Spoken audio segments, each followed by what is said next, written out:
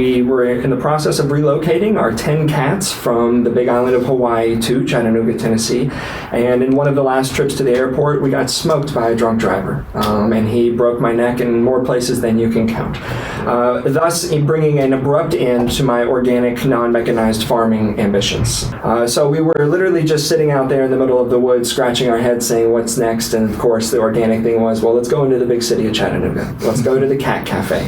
Let's get a cup of tea. Let's sit down. Let's regroup. Let's pivot. Let's make a plan. So we Googled it up, and there was no Cat Café in Chattanooga. And 3 months later, there was. Welcome to the Startup Heroes Podcast, a place to learn about business from local Chattanooga superheroes sharing their entrepreneurial journey, their superpowers, kryptonite, sidekicks, and villains. You'll learn about the principles and actions it took these founders to build their dreams, and hopefully be inspired to do the same. Thank you for listening. All right, guys, welcome to another episode of Startup Heroes. My name's Chris. I'm Nathan. And I'm Dylan. And today we have our guest, whose name is? Heath. Awesome. Heath, what do you do? I am one of the co-owners of Naughty Cat Café. Awesome. So we're going to break into the origin story, the superpowers, the weaknesses, and everything of Naughty Cat Café and Heath specifically. To start with, what's your origin? Why cats? Why a cafe? Let's see. My partner, we're not married, but we've been together for 15 years now, so I think we meet the quota. Yeah. When I met her, she had a small rescue cat and was already a cat lover, and that was the first cat that I was ever introduced to, but I was very enamored by that animal. It was, and now being a cat aficionado, I now realize that was one small, frail, feeble little rescue cat that definitely won my heart, so I definitely became a crazy cat guy instantly. My previous trade was ship's captain for an organization called Greenpeace, and so over the last 15 years, we have lived on all 7 continents, and everywhere that we would travel that we weren't able to take our own cats with us, when we would get boots on the ground, we'd say, take me to your cats. And more often than not, that ended in the concept of a cat cafe where we would be. So we've been to 60 cat cafes on 4 continents, not with the idea of opening one, but just crazy cat lovers traveling the world. So we were aware of the concept. The concept began in the late 90s in East Asia and is actually more prevalent outside the United States than it is inside. So it was always there, but nonetheless, we ended up doing other things with our lives. I retired from the sea and we moved to Hawaii, and we bought an off-grid organic pineapple farm on the big island of Hawaii. And indeed, we worked the land very organically, non-mechanized, and my wife ran the Humane Society on the big island. So she kind of started to transition her love and enthusiasm for cats into a more academic, substantiated knowledge base. So she was everything from the kennel cleaner all the way, in the time that she was there, worked her way all the way up to the operations manager. So she really has the full spectrum of knowledge of shelter medicine, working with animals in a very practical, real, and often sad way. But nonetheless, so she has the experience base in there, and everything was going swimmingly until that volcano that we were living on started erupting. And we were living off-grid, which was pretty arduous on the most remote island archipelago in the world already. But when you wake up every morning to a 7.0 magnitude earthquake, and the sky is full of fog, and it's just all a little bit dramatic. And it was a little too dramatic for us, to be honest. So we wanted to continue to work the land, and we had lived everywhere, and we don't have children. We just have cats, which when you have as many as I do, they start to equate to the same. And we wanted to keep working the land, and we said, where can we do this? And we didn't spin the globe, but more or less we did, and we ended up in Chattanooga. Temperate climate, long growing season. We bought over 30 acres of land out in South Pittsburgh on top of the mountain out there in Marion County.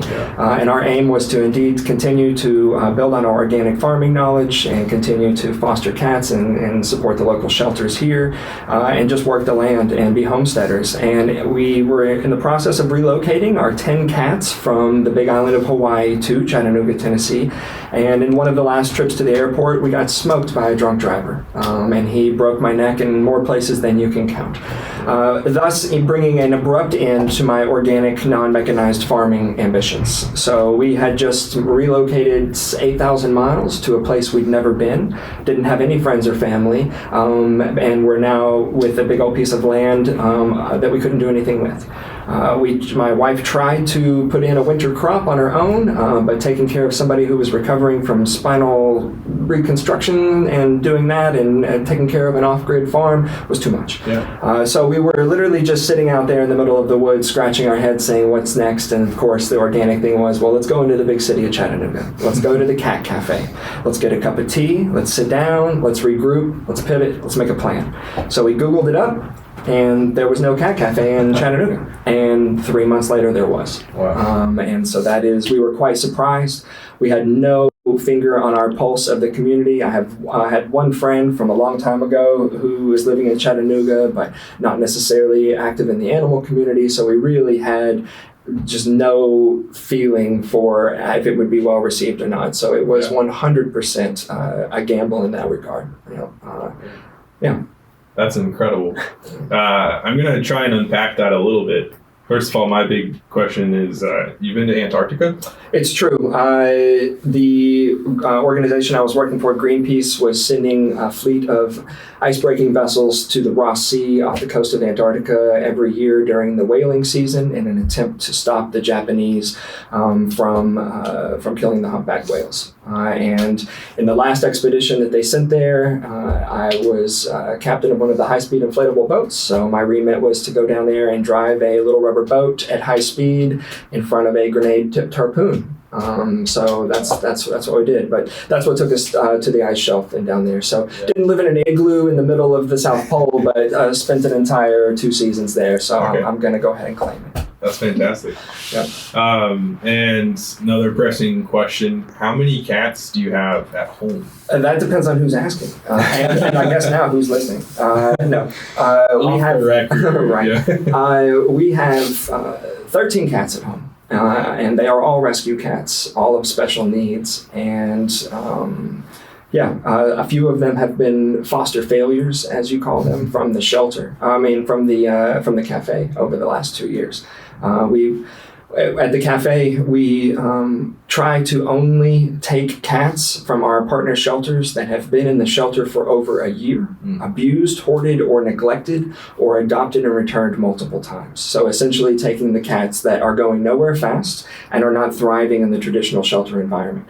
And we've had over 1,000 cats come through 2,000 square feet of what used to be a Blockbuster video store in St. Elmo. And of those 1,000, we have definitely identified 4 of them that it was unrealistic based on our experience to expect someone to come in and to say, yes, I'm here to adopt. I'm interested in a cat that won't live very long, is riddled with chronic disease, and is probably going to run up horrible vet bills and cause a lot of pain, suffering, and anguish. I'll take 2 of those. No one says that. And we have definitely encountered cats that meet that description, and so therefore we've taken them home so that we can fulfill our duty of care to them. So we got the old timers. That's incredible. Yeah. Man. So kind of talk us through what a cat cafe entails, what that concept is. And Sure. Yeah.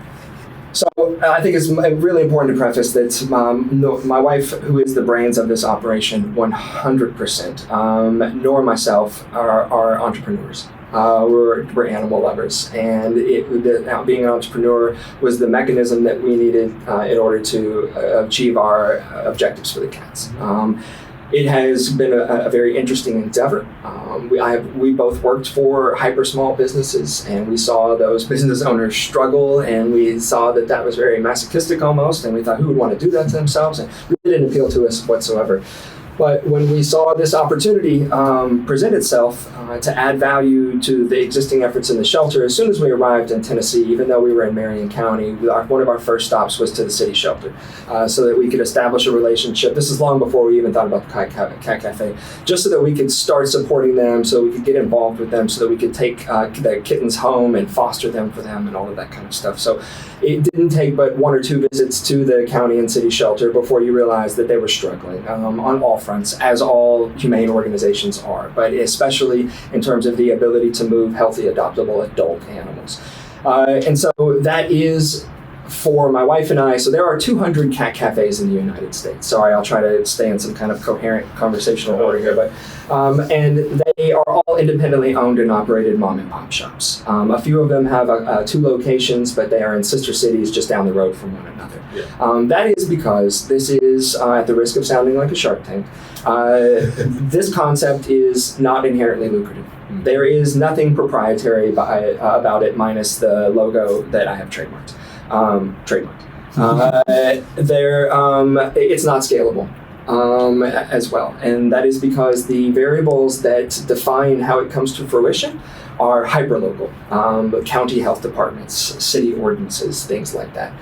So I say all of that to say this: there's not a trade association for a cat cafe. It is a very steep learning curve, and one that is often rounded by people who are not business savvy. They're not entrepreneurs. They don't have those traditional skill sets that you would think a small business owner would have, and therefore the failure rate is over 90%. Yeah. So I'll throw out some numbers over the course of the conversation, and just so that you know that I'm not making them up, I'm pulling these analytics because there is not a trade association, but there is a Facebook group, of course, Cat Cafe Owners Association. My wife is the moderator of this, and so therefore we see where they attempt and where they thrive and where they fail, and from that information we draw conclusions and deductions, and that's where we get the failure rate. So nonetheless, very steep learning curve. So we decided, though, that based on our experience of seeing these all around the world, that there was a lot of potential added value for this concept to offer to the existing efforts in the community to help animals. So we didn't want to parachute in with some kind of, something that was struggling for relevance. We didn't want to have some shiny, neat, cool petting zoo. We only wanted to do it if it added value and was fit for purpose in the existing strategy that the shelters had in place on how to maintain and manage a healthy animal population in our community. So we put up the white flag of humility, and we met with the executive directors of the shelter, and of course they said, listen, if you can deliver on what you're proposing, we're definitely in. So we went away and started to realize that what it means to start a small business. We are an LLC, which a lot of people don't realize, and the reason is because it is almost impossible to be a 501c3 and be a cat cafe. It is one of the challenges of pioneering a unique concept. And that is because all of the institutional and foundational grant money that one would want to get by being a 501c3 is that money that's out there that exists is explicitly authored for humane societies and animal shelters. And a cat cafe does not qualify as one of those. And therefore, a lot of people go to the effort and energy and time of the fiery hoops of being a 501c3, and they're all dressed up with no place to go. Thankfully, my wife at the Humane Society in Hawaii, one of her remits was to write grants. So she had the foresight to not set us up for this pitfall. So what does that mean if you want to start a room full of cats? You still need money, don't you? And no one wants to use their own private equity because it's a really weird concept. And truth be told, out of every 10 people that we pitched this to in Chattanooga as we were going around finding a real estate agent and reaching out to the shelters, people were most certainly laughing in our face. And I get it. I'm grounded in reality. The notion of a room full of cats that you have to pay to pet is pretty interrupting for a rural community, a community in general. So, but we took it on the chin and we rolled with it, and we said, once the context is there, then it will all make sense. So nonetheless, despite everyone being a little bit reticent on it, we were up for the risk, but we said, okay, well, what if we go get a small business loan? I started by saying that this is not an inherently lucrative venture, and therefore no one down on Main Street wants to give money to a concept that is pretty much unprecedented in our region. There'd never been one before. I think Nashville had one. And it indeed doesn't have a business model, doesn't have any earnings to prove, has 2 people who have never owned a business, so all of the red flags on why not to lend. I get it. Also, not really attractive to angel investors for the same reason. Not scalable, nothing proprietary, right? So it came up zeros there as well. So then we were left with 2 options. And those 2 options were to do what most cat cafes owners do, and that is crowdsource. GoFundMe, Kickstarter, something like that. So, sure, you can do that. I am very morally opposed to this, at least for this concept. And the reason is with a statistic I referred to earlier. The failure rate is 90%. So I have been in very heated arguments with other owners and proprietors of cat cafes who started theirs with community equity. And they challenge me and they say, yes, if I parachute into this community and the community digs into their pockets and makes an initial investment in me, in 2 years' time, when I've emptied out the shelter 40 times, the rate of return for the community will be so great that it will have all been well worth it. To which, again, I have to remind them how presumptuous that is, considering the failure rate. And also, in any given community, not just Chattanooga, there is already a well-defined group of citizens that give their time, money, and energy to animals. And if you parachute in, indeed, with this shiny kind of fancy cat cafe idea, they will reach into their pockets and they will fund your Kickstarter with the same money from the same pockets that they should have and previously were giving to the shelter who you should be supporting. And it didn't jive well for us. So we did not take the path of least resistance, and we rolled the dice, and we took a home equity line of credit on our home to the tune of $110,000 for a room full of cats that we knew at best would never make money. All right. And that is why my partner Whitney was just named in the top 20 under 40 in Chatter magazine, because there was lots of entrepreneurs that they featured, but none of them took it on their own risk for something that they knew at best would not make them rich. And anyway, so we got a home equity line of credit, and on that farm that we couldn't really do anything with. So we were planning on growing vegetables. We said, well, let's grow some cats. So we got the money, and we started up, and it's just the two of us, 7 days a week, and it has, I don't know, this is kind of where I transition into the part where most people turn off the radio because it just gets gory with the lack of humility. Yeah. Because we did roll the dice big time, and it is gangbusters over there. And this is, people come in there, so what does gangbusters mean? We are in a third of what used to be a Blockbuster Videos at the base of Lookout Mountain in a little community called St. Elmo. And we have been there for 2.5 years, and we have had over 55,000 guests. That is absurd. And that is a result of our close proximity to Lookout Mountain, because Rock City will bring 5 million people a year, and not all of them know what a cat cafe is or have ever heard of it, but they find us along the way. So again, location. It's very important note there, of which we fell into. We weren't from here. We were living out in South Pittsburgh. We took that spot because it was the cheapest rent, and it was the only guy that I could convince to let me have 40 cats in a strategically located mercantile space that is actually called a medical plaza. We got lucky. The gentleman had a very strategic piece of real estate. He was an out-of-towner. He didn't have any emotional or familial ties to the community. He wanted to flip it. One of the suites lay vacant for an entire year, making it not very marketable. And so when this crazy people said, let us come in there and fill it with cats, it probably wasn't ideal, but it filled the leases, and then it allowed him to put it on the market. And so indeed, that's what it worked out for everyone. Yeah. So we've been there, and that's been very key to our success. So we've had a lot of visitors. People of those over 50,000 visitors have come in there. We introduced this concept to almost all of them for the first time. They go, they see the success that we've had. They're very enamored by it. And they want to go and start it where they live because they say, is this successful? And I say, it's such a unique concept. There are so many rubrics to define success. Are the lights still on post a first year of introducing a weird concept followed by a global pandemic? Yep. But the real one is the big chalkboard that we have in the lobby, and that says that in 600 days, we've adopted out 811 cats. We've emptied the county shelter, the city shelter, and all of the private shelters out over a dozen times in our first year. These shelters that previously had signs that hung above their door that said any home is better than the shelter are now driving to Atlanta, Knoxville, Nashville, and Memphis to get healthy, adoptable adult cats and bring them to us so that we can find homes for them. So the altruistic ripples of this concept in this little bitty room in St. Elmo can be felt across the entire state and into the 3 contiguous states. That is unprecedented for the concept. And here's where it gets gushy. We are the highest rated cat cafe in the world. We are the highest rated business of any kind in the entire state of Tennessee, according to a little bitty website called Google. This is full credit to my wife because if the cats are happy, the people are happy, and then the business thrives kind of in that order. And she has taken such good care of those animals and been so successful in getting them homes, and not just homes, but good homes. Yeah, the rate of return on cats adopted out of the shelter is ridiculous. We have had a negligible amount of cats returned, and that is if you talk about. So we're talking very much so far from the kind of the business perspective. But if you're not a person or an entrepreneur, if you're a cat, how does a cat cafe help you?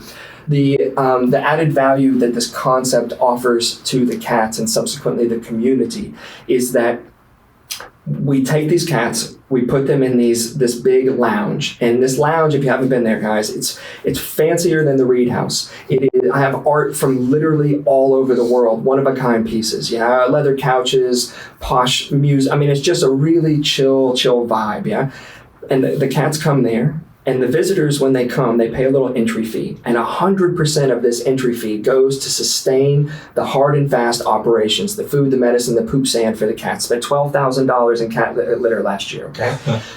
So the people who come and visit, they add value because their entry fee sustains the facility for the cats to be there. And then they go back into the lounge and they spend an hour or more with the cats. And the time that they spend with the cats is love and attention and socialization that those animals would not have gotten in a cage in the shelter, and it makes them inherently more socialized and adoptable for the local people who come after them using the facility as an adoption facility. And this has been one of the most amazing things for me personally to see that this concept has provided for the community. It is one of the only, if not the only, business in Chattanooga that takes revenue from the transient guests, the visitors from out of town, and uses it to wholly fund a facility that is then year-round a resource for the entire community to utilize.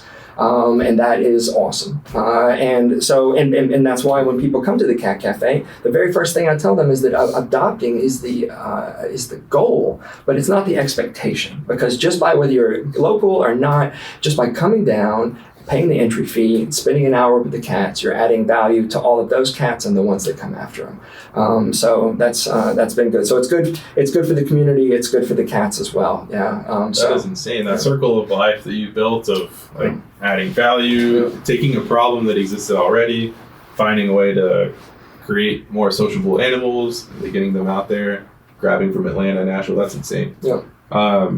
Wow, this is amazing. So what's something you've learned through owning Naughty Cat that maybe you'd want to share with someone that wants to open either their own cat cafe or just their own thing in general? So if you want to open your own cat cafe, we had in our first year about 18 offers to buy us out. Literally had a gentleman in a tracksuit with a gym bag full of cash. Came in there, said my wife and I have been here 4 times. Every time we come to Chattanooga, like I want it. Yeah. It's not our ambition. We have had a lot of offers to franchise. We have had a lot of offers to trademark, to do all of these things. And my wife and I decided very early on that our goal is to make this the very best one in the world right here in Chattanooga and add the most value for this community and the surrounding areas we can, and just make sure that the quality always supersedes the quantity. So that's kind of our prerogative.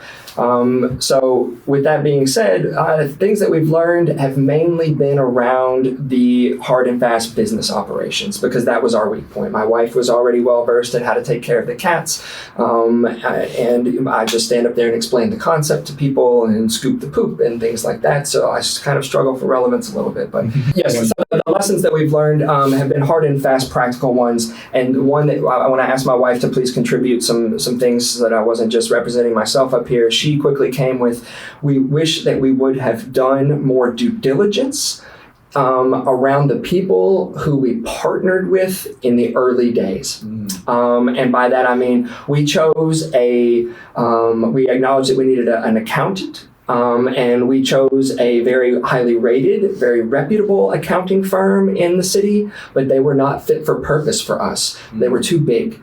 And we didn't identify that. We didn't recognize that because of our naivety and inexperience. We very much went with who had the highest profile and who had the highest reputation. Same issue. Exactly. And so therefore, and I didn't want to go with a more mom and pop shop because, I don't know, that just, you got to go to the fanciest college with the shiniest apostille, you know what I mean? Yeah. And we got through pretty much our first year and painted ourselves in a corner and thankfully had this realization. We're able to get out before the first tax filing, get a new woman who came in and saved our life and is very small business focused. And anyway, it was a very fit for purpose solution, but that was a real stumbling block for us. The same thing with, say, the vendors. We have a procurement policy. Yeah, that's right. 2 people in a room full of cats actually had the foresight to say we want a procurement policy, both in terms of being equitable and sustainable and local and all of those loaded key buzzwords that everyone likes to use. And so when we went for things like to partner with someone to produce our logo merchandise, we prioritized them being a local company rather than actually doing our due diligence and checking references and checking other materials that they had produced. And we lost a lot of money on the front end because of poor performance, poor quality, poor choice of partner. And I think that we were really trying to rush and hurry. There was a big sense of urgency. I know it sounds crazy, but at the time before COVID, a cat cafe was opening somewhere every week. And Chattanooga is on fire, as you know, and they're such animal lovers already. And, we were like, oh man, I can't believe this doesn't exist. Like, let's not dance around. Let's get on this. So choosing the partners. So whether it was our accountants, or our promotional ones. Also, the commercial realtor. If you own a small business and you understand how important a location is, you might get sick to your stomach on this one because we did indeed find a strategic location that fit our business model and was at the absolute best location we could possibly get. And because we were in a unique dynamic with the negotiations with the owner, not only did he agree to give us a 5-year lease, but he agreed to give us several years of options as well, like lots of options. Yeah. And we were so humble and we were so grateful that he was allowing us to have these animals in there, and we wanted to pick and choose our battles. So between the letter of intent and the actual executed lease, there was only 3 small changes. And one of them was to give us a whole lot of options to extend if we were successful. And he didn't care because he was planning on flipping the building anyway. So he was just agreeing to things that most people would. Well, literally on the night before the lease was executed, our commercial real estate representative was cutting and pasting on her laptop the changes that we had agreed to transfer them from the letter of intent to the final executed version of the lease. And she did not drag down with her cursor far enough. And the options were left off when she pasted them onto the final executed lease. We signed it and we went about our business. Well, then fast forward to 1 year when the building is now up for sale and there's someone that's buying it, and and now everyone's revisiting these leases, and we go back and I'm looking for the options. I'm looking for the options and I don't see them, and of course my heart drops. I pick up the phone and I call this person, and the person says, "Oh wow, that's really unfortunate. Yeah, that's very unfortunate." And I said, well, I don't want to point fingers and mistakes happen and all of this, but what now? Like, is there such a thing as a professional liability insurance for commercial realtors? And there is. It's called errors and exclusions for when things like that happen. So I said, very humbly, would you consider speaking to your colleagues? I mean, because this was quite an era that is going to inherently put a glass ceiling over our potential for the rest of our business. And the follow-up was in the small print. It says that you are responsible for reading the final executed version of the lease, and you didn't catch it. And so I didn't catch it, but you didn't catch it either. And therefore, we're not liable for that. So I've tried over so many months to find an appropriate analogy, but I feel like it's if I hired a general contractor to build my home, and after the first strong wind, it fell over. And when I called him, he told me, I told you you should have counted the number of nails. In the contract, you were supposed to check to make sure that the studs were the right distance apart. I took it for granted because we contracted this person and went into a professional partnership with them on the presumption that they would be our representation and that they were the experts and that this type of error wouldn't happen. Their fine-tooth comb would come out. Hence that is the impetus behind bringing them into the transaction to begin with. So it was very unfortunate. Very fortunate that for the 5 years that we have the lease, it has been so key to our success and it has given us a good start. So I try not to get too bogged down on it. But again, I bring you back to the point, choosing our partners more carefully.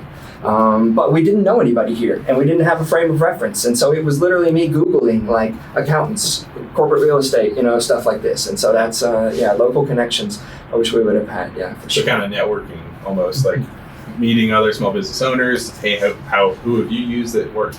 It's true. It hasn't worked. It's true. And now that we've been here running this small business for 2.5 years and we live in Chattanooga, I realize that this building exists, that folks like you exist, that initiatives like this podcast exist, that there are resources out there, but we didn't know. And it was because we've never done this before, and we don't have any business background at all, and we were living in an adjacent town, and so, but now hopefully someone's going to hear what happened to you, and they'll be like, oh, that's something I need to watch out for. And you're right. And so basically we had all of those people in the early days come and say, let's franchise this, let's scale this. And we said, no, let's not. But I could see that the wheels had started turning and that they were going to go back to their towns and attempt to make this come to fruition. And purely out of a will to not set them up to fail, we started a YouTube channel.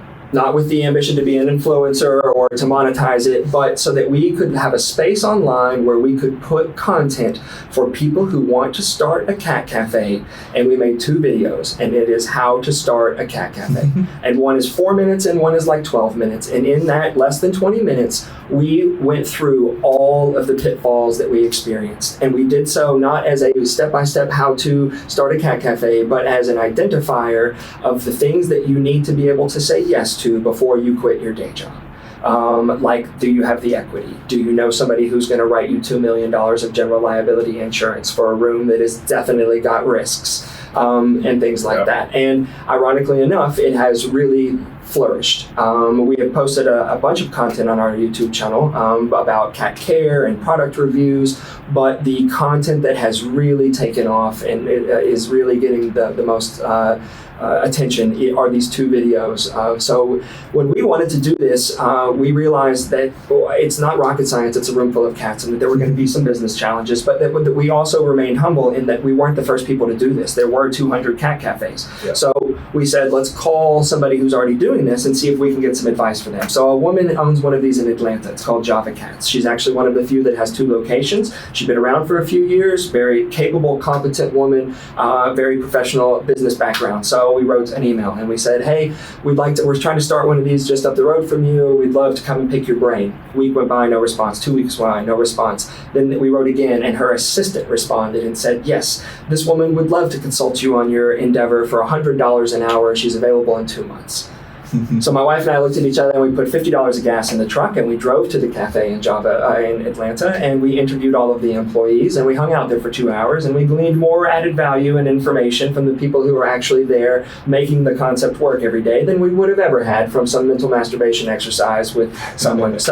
But we were always very resentful of that this woman didn't make time for us until I had 50,000 people come into my little room going, hey, how'd you start this? How do I start a cat cafe? Is it hard? What did you have to do? And so then I said, okay, I get it. It's not realistic that I am doing this. So we created this open source answer. Exactly. We created an open source resource for people to come and to just do a solid gut check before they start mortgaging their home or quitting their day job. So what's the name of the YouTube channel? Naughty Cat Cafe. Awesome. That's it. Yeah. And just keeping it simple. And like I said, it's just a whole bunch of, and again, funded by the entry fees that the transient guests are paying and creating an online resource, because while there are 2 videos about how to create a cat cafe, the majority of the content is how to introduce kittens, why to adopt cats together, what to feed your cat, how to stop your cat from scratching, all of these like practical hands-on knowledge for the local community to use as a resource. Yeah, so wrapping up, we want to ask two parts, kind of the main concept of Startup Heroes. One, what do you think are you and your partner's superpowers? And then two, what are y'all's kryptonites? So I think what is the intangible part of our success, again, aside from my wife's tremendous amount of talent, is that our purpose is beyond profit. And people want to be a part of something positive. All right? I've been saving it the whole time. Fuck Bomba socks. Yeah? And here's why. Because it is a company that said, we're going to make profit, and along the way, we're going to give some poor people some socks. And I'm being harsh, I'm being critical, right? But my point is this, is we said, we're going to save some cats. We're going to help the local shelters. And we're going to have to mortgage our home along the way. We're going to take a tremendous amount of ridicule and humiliation. 50,000 people have come in there, and I've told them that they have to pay $13 in the form of a donation to pet rescue cats. If I could tell you the amount of people that laughed in my face, yeah, and I get it. Again, I'm grounded in reality. I'm the crazy cat guy, but I'm not from outer space. It is interrupting until you understand what it's all about, but that is demoralizing, yeah? And what's also been very, so yes, I would say that the fact that our whole mission, the fact that we have a mission statement and that it is altruistic and it doesn't have the word money or profit or revenue or margins in it is our superpower. Yeah, people see that. It's transparent. They want to be a part of it. Yeah? So start with why concept. Yeah. Starting with your purpose, your why, and however you got to do it to get there. Yeah, for sure. Great. So that's the superpower. The weakness is that we are all these aren't toasters. These are cats. These are living things. It's not merchandise on a shelf. These are moving product. Yeah, exactly. And we're biocentrists. Google it. And so therefore, for us, these are human beings. These are my children. Yeah. And some people get that. And if you get it, if you know, then you know. And if you don't, then humor me. But these are my children. So therefore, we've created a space where people come in there and they want to adopt these cats. But not everyone can adopt the same cat. So, there's managing relationships. We have a lot, this is what I should have said, we have a lot of emotional equity in what we do. Now, screw the mortgage on the home, the emotional equity. And so therefore, we suffer from compassion fatigue. And compassion fatigue is kind of endemic of people who work in humane, kind of, charitable, nonprofit, animal things. Like, that's not uncommon. But we get that element of it, but then we get compounded with what I call general public fatigue as well. And that's getting beat up on the daily for the burden of introducing and pioneering such a new concept. Luxury problem, happy to do it. Do it 7 days a week, all day long. Yeah. But because they're not toasters, and because this is, we prioritize quality over quantity, we don't hire anybody. It's at this point right now where the proof of concept had been established and everything is thriving and firing on all cylinders that a normal small business owner would look to start working on it instead of for it. Yeah, but we don't have that luxury because we have to be down there 7 days a week. We can't even hire someone to come and to scoop the poop because looking at the litter box is a very important way to tell the health and well-being of the animals. It's like people are like, the most mundane task, go in there and clean this or something. Everything has to be micromanaged like that. And so that is our weakness, is that we have so much emotional equity and we are a bit painted in a corner because we can't outsource. We can't bring in help. We can't do anything like that. And so what we've done is we've acknowledged that, because right now our largest charge is to manage our success. Again, luxury problem. But it's acknowledging that it's not sustainable for us to work at that rate, and it's for the cats as well. So we just said we're going to leave a lot more money on the counter. We're going to be open 5 days a week. The health department says that we could have 52 guests in our small space with 45 cats, pre-post, during COVID, at any time, 52. We said 15. And why is that? Because before we opened this, we read every single online guest review ever written of this concept. We even translated them from Mandarin Chinese. And there were one of the two big criticisms were too many people, not enough cats. In any other business, they would maximize the capacity and they would fill it all. But we say we're going to leave a ton of money on the table, but we're going to make this a sustainable, healthy, happy space where the guests and the cats can thrive. Yeah, that's amazing. You guys have any? That's incredible. Like, your level of dedication is really just phenomenal. like with like Scenic Trend, like we constantly work with people who like, they start businesses with the goal of like, we want to help the community. We want to do like this cool project in Chattanooga that nobody else is doing. And we just see it way too often where they either get approached by like, a guy with the bag full of money and they end up selling out. Or like the second they have like a big slip up, like what you had happened to you guys or how anything like that, they just fold and they go and to get like a regular day job. And the fact that like you've kept this going, not just from like a, just meeting your goals and just coasting by, but like you guys have really like thrived and just like done everything you can to go above and beyond. That's amazing. And I'm almost like, I almost don't understand like the drive that you have and how you're able to do that. Like the fact that you're just so driven by your cause purely. I mean, it's in any community, I'm sure somebody very intelligent and insightful has said some kind of quote about this, but I feel like how you treat animals is a very good litmus test of the morality, if you will, of your community. And unfortunately, the resources available in communities never meet the mark of the ambition to do that. And to be honest, my wife and I never had anything. We came from very humble beginnings. I did indeed fall into that trap that you have to go to the best college and get the shiniest apostille. And during the Clinton days, they gave me the $250,000 without collateral to do that. And so when I graduated college, if you will, I had $250,000 of educational debt at a 17% interest rate. Thanks, Citibank. I never thought that I would get that down. So we just kind of, our whole premise has always been, what would you do every day if you had to do it for free? And that's pretty much our passion. Yeah, it's just not our prerogative to. I don't know. We love cats. Yeah, and we love animals. And animals need more help. Yeah, that's all there is to it. Yeah. Yeah, I mean, this is just amazing to me. Like I've always grown up around cats. Every friend that comes into town, I try to take them up to the cat cafe because I just love it so much. This is just really awesome. I love being able to like sit here and talk to you about cats. It's kind of just like my dream almost. So this is amazing. Yeah, have you thought about like writing a book yet? Because your story is just amazing. Like every aspect of it. Like I don't know, like if this is like quite what you're doing. Like what you're describing earlier with like Greenpeace. It's like the show like Whale Wars. I just immediately think like as a kid I loved watching that, and like the idea of like actually going out there and like helping the world like that. It's phenomenal. That's so cool.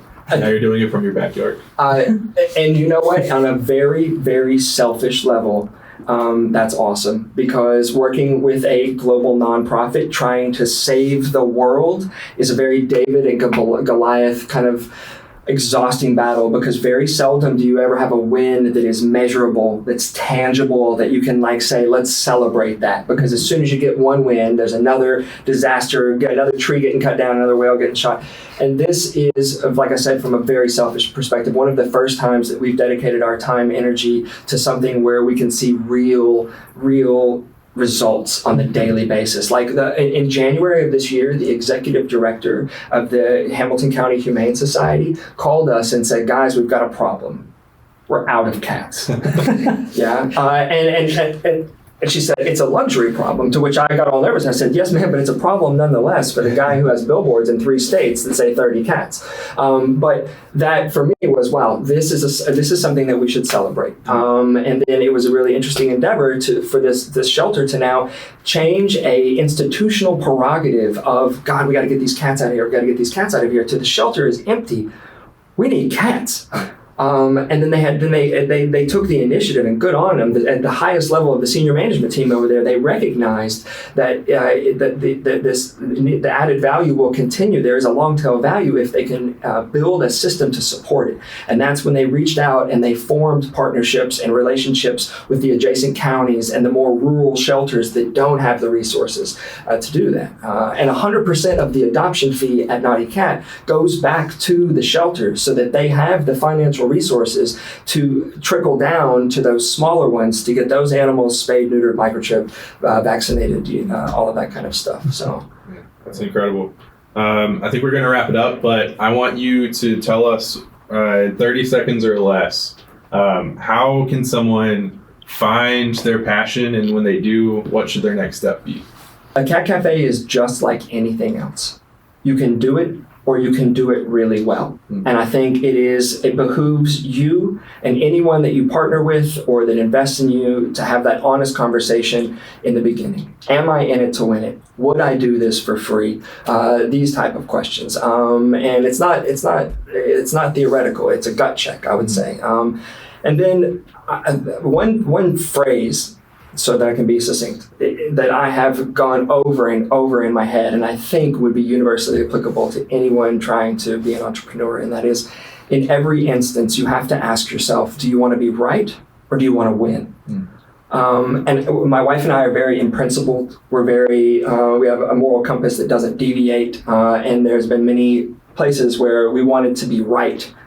But we had to realize that we needed to win for the cats, and that requires tongue-in-cheek, swallowing your pride, taking it on the chin, doing the things that you don't want to do. And Lose the battle, win the war.